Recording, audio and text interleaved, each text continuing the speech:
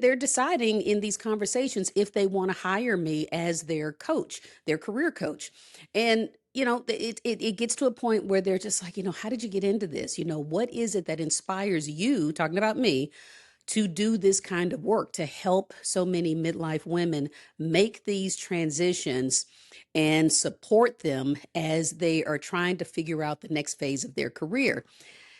And I tell you, my first instinct is to want to reach for something really inspiring and do all the girl power, rah rah moment. But that just isn't the truth. The truth is actually regret, not a calling, not a passion project, regret. And you're probably wondering, whoa, okay, what a downer. What is she talking about?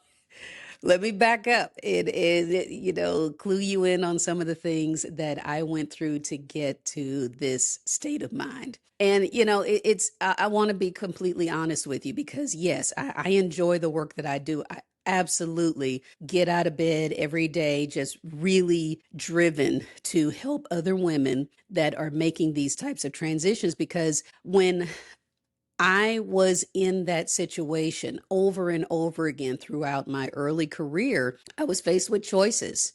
Some of them were very tough choices where, you'd be at that, as they say, the inevitable fork in the road. And there was the unknown path, the one that didn't have any guarantees, where you were really taking a chance. And then there were the safer paths where the steps were already laid out. People had already followed that route. It was no risk involved.